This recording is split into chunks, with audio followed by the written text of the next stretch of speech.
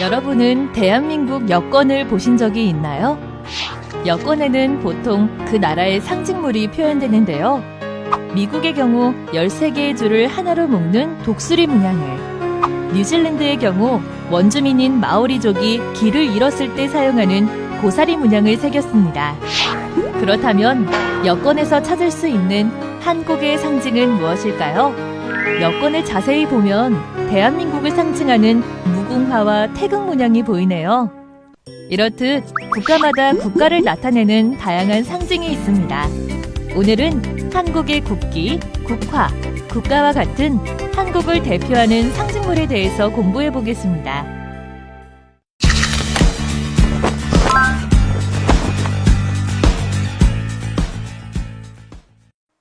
안녕하세요. 여러분은 해외로 나갈 때 그 나라에 대해 얼마나 알고 계신가요? 또 한국에 대해서는 얼마나 알고 있으세요? 우리는 잘 모를 수도 있는 각 나라들의 상징물들이 있기 마련인데요. 이번 시간 제일 첫 내용으로 한국의 공식 국가명을 알아보겠습니다. 한국의 공식 국가명은 대한민국입니다. 대한민국은 국민 모두가 주인이 되는 나라를 의미하며 대한민국이라는 국가명을 줄여서 한국이라고 하죠. 이를 다르게 표현할 수 있는데 한자로는 큰 대, 나라 한, 백성 민, 나라국, 대한민국, 영어로는 The Republic of Korea라고 부릅니다. 또한 남한이나 사우스 코리아라고 하는 경우도 있는데요. 이는 북한과 구별해서 부르는 명칭입니다. 자, 그럼 이어서 한국을 알리는 대표적인 상징물인 국기에 대해 알아보겠습니다. 한국의 국기는 태극기라고 부릅니다. 이 태극기는 흰색 바탕에 빨강과 파랑의 태극 모양이 중앙에 있고 그 주변에 검은색의 사괴가 있는데요. 배경으로 사용된 흰색은 밝음과 순수, 평화를 의미하며 빨강은 존귀를, 파랑은 희망을, 빨강과 파랑이 합쳐진 태극은 조화로운 우주를 나타냅니다. 또한 사괴는 각각 하늘, 땅, 물, 불을 가리키며 자연의 조화를 의미합니다. 이를 통해 태극기는 평화와 화합을 강조하고 있음을 알 수 있죠. 이러한 태극기의 의미를 되새기기 위해서 국경일이나 국가기념일에는 집 대문이나 창문 등에 태극기를 달고 있습니다. 마지막으로 한국의 국가를 살펴보겠습니다. 나라마다 그 나라를 대표하는 노래인 국가가 있죠. 한국에서는 국가를 애국가라고 하는데 이는 나라를 사랑하는 마음을 담은 노래라는 뜻이 담겨 있습니다. 1900년대 초에 만들어진 애국가는 4절로 구성되어 있는데요. 가사를 살펴보면 각 절마다 나라에 대한 긍지를 담고 있으며 절이 끝난 후에는 후렴구를 반복하고 있습니다. 알아두면 좋은 플러스 팁, 어떤 팁인지 살펴볼까요? 태극기는 언제 달까요? 한국에서 태극기를 달아서 기념하는 날은 언제인지 알려드릴게요. 한국에서는 태극기를 매일 달아도 되는데요. 특히 국경일이나 국가기념일과 같은 날에는 태극기를 더 많이 볼 수 있습니다. 태극기를 다는 국경일은 3.1절, 현충일, 제헌절, 광복절, 개천절, 한글날 등이 있습니다. 태극기는 어떤 날에 다느냐에 따라서 태극기를 다는 높이가 다른데요.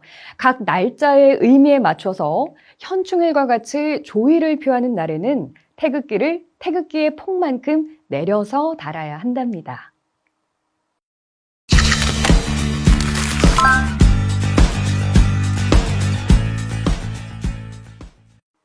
나라마다 대표하는 국기, 국가가 다르게 있듯 대표하는 꽃도 다 다른데요. 이번에는 한국을 대표하는 꽃인 국화에 대해 얘기해 보겠습니다. 한국을 상징하는 꽃은 무궁화입니다. 이 무궁화는 영원히 피고 또 피어서 지지 않는 꽃이라는 뜻을 담고 있는데요. 실제로 무궁화는 보통 7월에서 10월 사이에 매일 꽃을 피우는데 나무 하나에서 약 2,000여 개의 꽃송이가 피어납니다. 한국을 대표하는 꽃답게 무궁화는 한국에서 오래전부터 나라를 상징하는 꽃으로 사랑받고 있는데요. 국가의 권위를 상징하는 국가 문장을 살펴보면 무궁화와 태극기 모양을 기초로 해서 만들어졌습니다. 나라의 중요한 문서, 훈장, 대통령 표창장, 여권 등에 활용되고 있죠. 다음으로 한국의 언어, 즉 문자에 대해 확인해 볼게요. 대한민국의 고유 문자인 한글은 1443년 조선의 세종대왕이 만들었습니다. 한글의 자음은 혀, 목, 입술 등 발음기관의 모양을, 모음은 하늘, 땅, 사람의 모양을 본떠서 만들었는데요. 자음 14개와 모음 10개, 모두 24개의 문자를 조합해서 다양한 글자를 만들 수 있다는 특징이 있습니다. 또한 글자를 만드는 원리가 간단하고 과학적이어서 배우기도 쉽고 사용하기에 편리하다는 평가를 받고 있는데요. 세종대왕이 학자들과 함께 만든 책인 훈민정음 해례본에는 한글을 만든 목적이 적혀 있습니다. 바로 글을 읽을 줄 모르는 백성들이 쉽게 배워서 쓸 수 있는 글자를 만드는 것이라고 밝히고 있는데요. 백성들이 쉽게 배우고 쓸 수 있는 글자를 만들고자 했기에 이런 평가를 받았던 거겠죠. 한국에서 훈민정음 해례본이 만들어진 10월 9일은 한글날로 정해서 기념하고 있습니다. 유네스코에서도 이 책을 세계기록유산으로 지정했고 또 세계 곳곳에서는 문맹을 없애는 데 공이 큰 사람이나 단체에게 세종대왕상이라는 이름의 상을 주고 있습니다. 알아두면 좋은 플러스 팁, 어떤 팁인지 살펴볼까요? 국경일, 기념식, 국제행사, 스포츠 경기의 시작은 어떻게 할까요?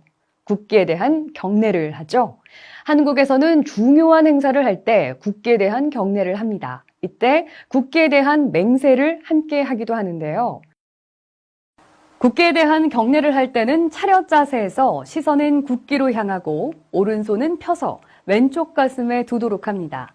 이 상태에서 나는 자랑스러운 태극기 앞에 자유롭고 정의로운 대한민국의 무궁한 영광을 위하여 충성을 다할 것을 굳게 다짐합니다. 라고 소리내어 말하는 것이 국기에 대한 경례입니다.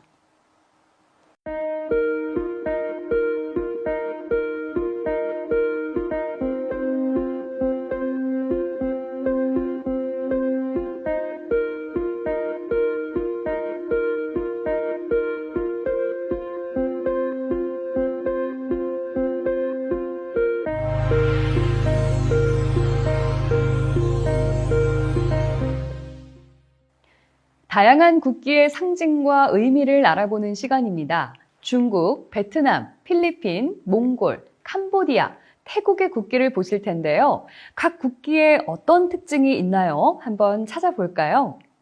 중국 국기는 큰 별을 중심으로 4개의 작은 별이 있는데 중국 공산당을 중심으로 모든 중화인민이 단결하자는 의미를 담고 있습니다. 베트남 국기는 어떨까요? 베트남 국기에서 빨강은 혁명의 피와 조국의 정신을, 금색별 5개의 모서리는 노동자, 농민, 지식인, 청년, 군인의 단결을 의미합니다. 다음으로 필리핀 국기를 살펴보면 흰색은 자유, 평등, 우애, 청색은 평화, 진실, 정의, 적색은 애국심과 용맹을 상징하는데 전쟁 시에는 청색과 적색의 위치가 서로 바뀐다고 합니다. 이 삼각형 안의 노란 태양은 자유를 뜻하며 3개의 작은 별은 필리핀의 커다란 지역인 루손, 비사야스, 민다나오를 의미합니다. 몽골 국기는 청색 직사각형을 중심으로 동일한 크기의 적색 직사각형이 왼쪽에 위치하고 왼쪽 직사각형에 몽골의 자유와 독립을 상징하는 전통 문장이 배치되어 있습니다. 캄보디아 국기를 살펴봅시다. 국기 가운데 백색 그림은 캄보디아의 대표 문화유적 앙코르와트를 형상화한 거고요. 찬란한 크메르 문화와 불을 나타냅니다. 바탕에 쓰인 적색은 불의에 대한 투쟁과 강인한 캄보디아의 정신을, 청색은 캄보디아의 농업과 환경을 상징합니다. 마지막으로 태국의 국기는 청색, 흰색, 적색 등 3색으로 구성되고요. 청색은 국가 원수인 국왕을, 흰색은 불교를, 적색은 국민의 피를 상징합니다. 불교를 정신적 바탕으로 해서 국민의 피로써 국왕을 수호한다는 의미를 담고 있습니다. 이렇듯 다양한 나라의 국기를 살펴봤는데요. 이번에는 자신의 고향 나라 국기의 의미나 특징을 소개해 보세요. 또 여러 나라 국기의 상징과 의미에 대해서도 서로 이야기 나눠보시기 바랍니다.